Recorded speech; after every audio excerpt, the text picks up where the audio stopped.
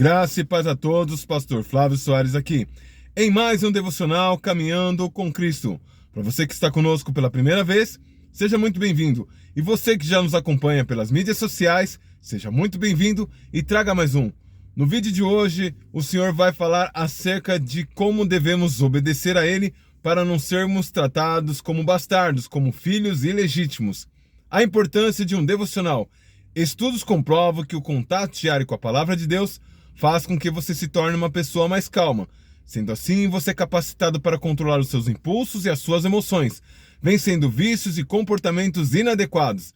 Existem relatos que o contato diário com a Palavra de Deus pode até mesmo trazer cura para o seu corpo físico e para a sua mente. Para que nós possamos compreender melhor a instrução de hoje, vamos de vídeo! Hebreus capítulo 12, do verso 8 ao 11, essa é a mensagem do Caminhando com Cristo para o dia de hoje. Mas se estáis sem disciplina, das quais todos são feitos participantes, sois então bastardos e não filhos.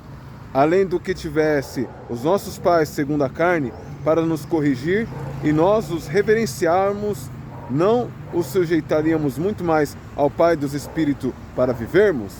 Porque aqueles, na verdade, por um pouco de tempo nos corrigiam como bem lhes parecia. Mas este, para nosso proveito, para sermos participantes da sua santidade.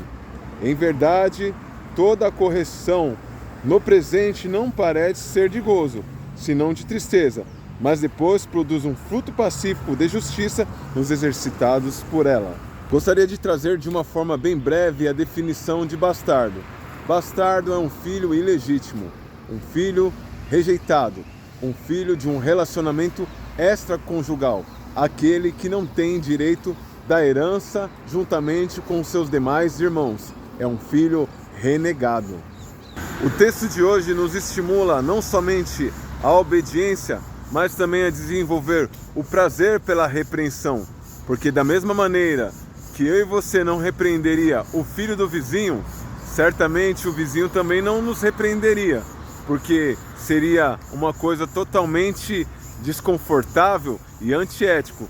Então, da mesma maneira, o Senhor ele faz essa comparação para entender que o Senhor ele só repreende aquele que ele é tomado por filho e filha. No verso 11, o texto deixa bem claro quando diz que nenhuma repreensão no princípio é motivo de alegria, é motivo de gozo, senão de tristeza.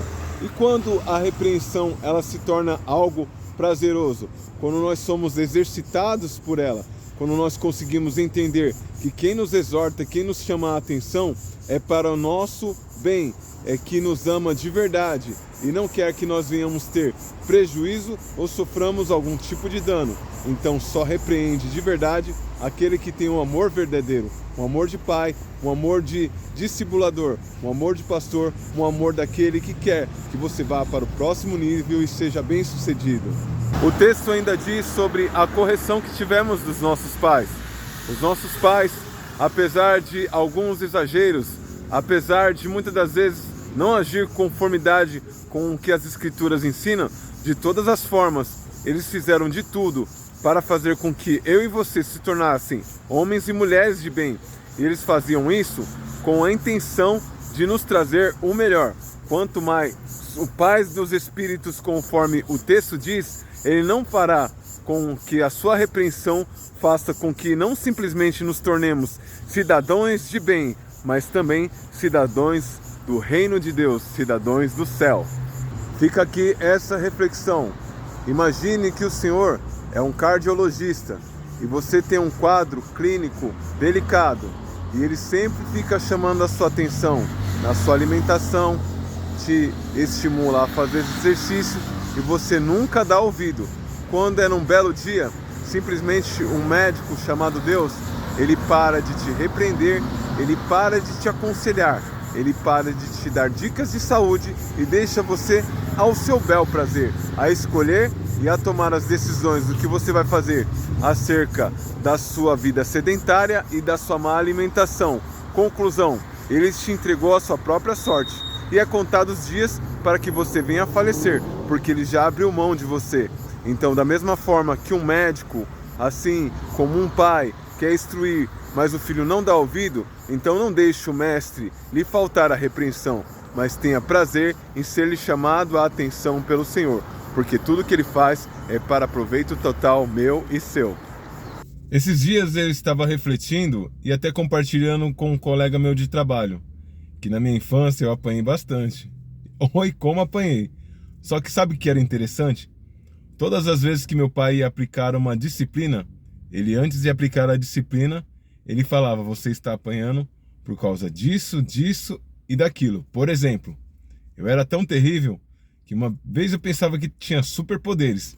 Peguei uma luva de lã, cheguei no relógio, que antigamente o relógio ele tinha um vidro que ele era frágil.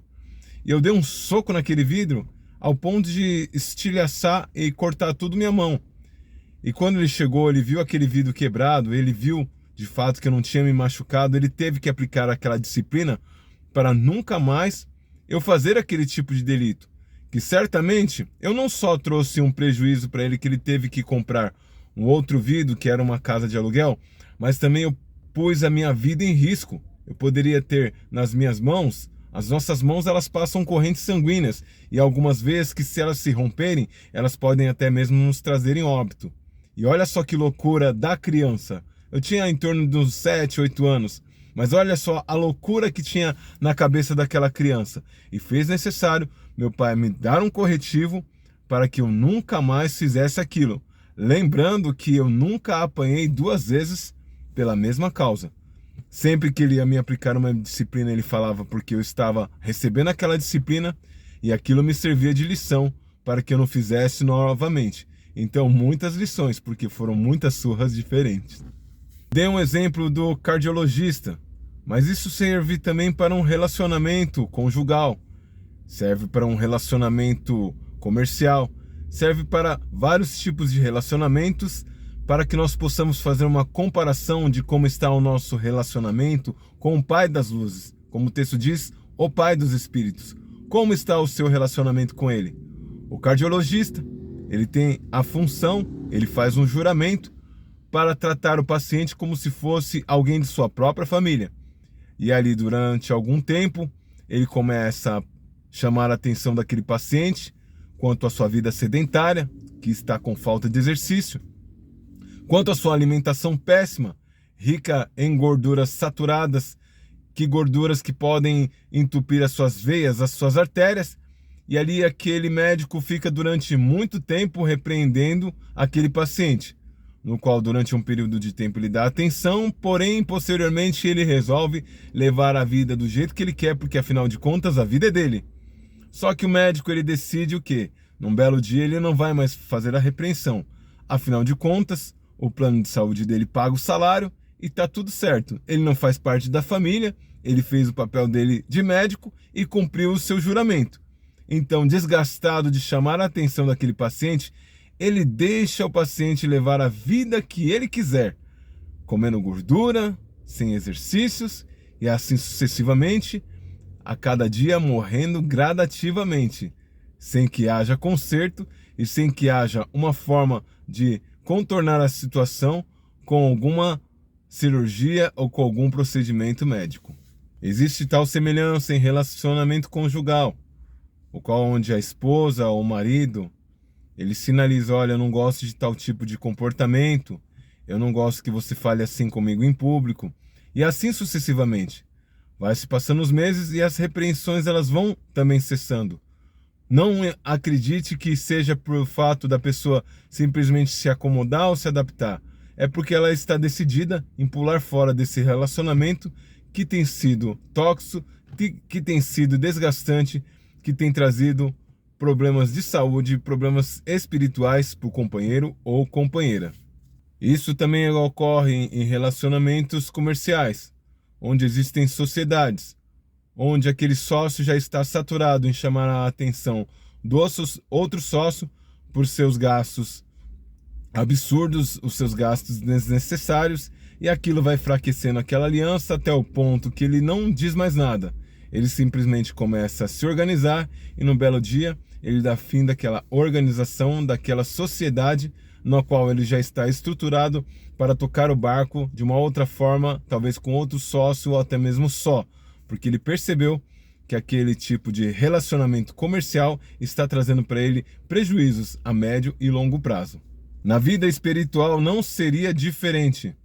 O Senhor, ele usa a palavra, o Senhor, ele usa sonhos, o Senhor usa vasos, levanta pessoas no meio da congregação para falar contigo e você não dá atenção. Lembre-se o que aconteceu com Saul e outros homens da Bíblia, que eles foram ouvir a repreensão do Senhor até o momento que não houve mais como voltar atrás. Eles sofreram as consequências e tiveram até mesmo as suas vidas comprometidas. Perderam as suas vidas e sabe-lhe-se Deus até mesmo a salvação da sua própria alma. Assim acontece com pessoas que negligenciam e vivem uma forma desordenada, desorganizada, que ora está fervoroso na casa do Senhor e ora se inclina para a carne e para o pecado.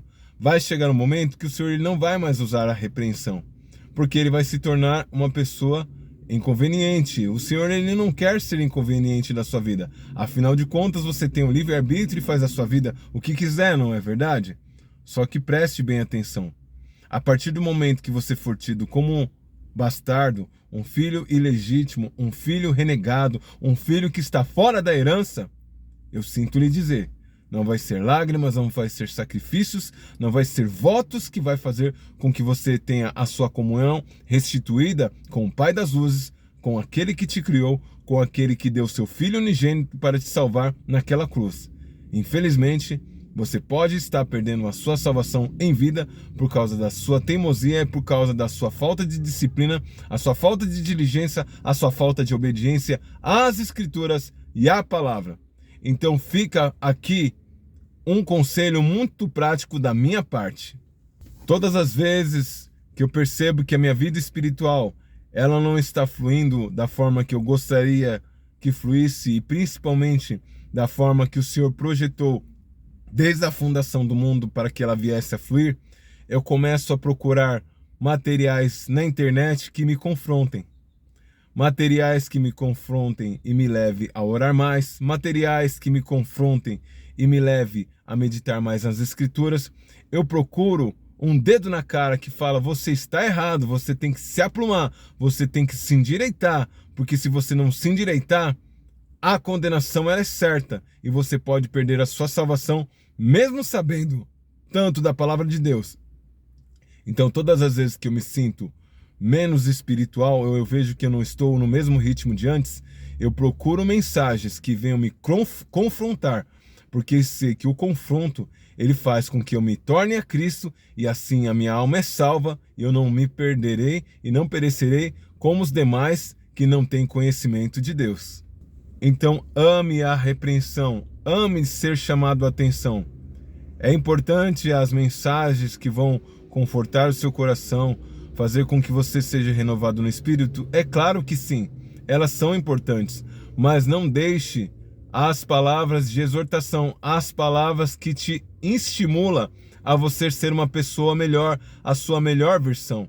Porque certamente enquanto nós estivermos habitando nesse tabernáculo de carne, nós estamos suscetíveis a cometer erros e pecados. E ninguém esfria da noite para o dia, é um processo. A pessoa fica um dia sem orar, a pessoa fica uma semana sem ler as Escrituras, a pessoa já não jejua mais. Quando ela vai ver, ela já está 1 ano longe do Senhor. E o retorno para o Senhor é muito mais difícil do que a sua vinda pela primeira vez. Então vigie, presta atenção como tem sido o seu comportamento diante do Senhor, como você tem reagido às coisas espirituais, como tem sido a sua vida de oração. E certamente o Senhor, ele há de falar para você, vai para aqui meu filho, vai por aqui minha filha. E certamente você será restaurado e renovado e a sua alma será poupada e você não será tido como bastardo ou bastarda. Porque assim como nós não somos corrigidos pelos nossos vizinhos, porque os nossos vizinhos não têm autoridade dos nossos pais, sim os nossos pais, até mesmo se for necessário dar algumas sandalhadas, né? Algumas chineladas, então eles têm a liberdade total para assim o fazer, porque nós somos criação dele. Assim também o Senhor, ele não vai usar de forma ilegítima a correção. Ele só corrige aquele que ele toma por filho e filha. Lembre-se sempre, ninguém vence sozinho. Compartilhe esse vídeo com o máximo de pessoas. Que Deus te abençoe. Até o próximo vídeo.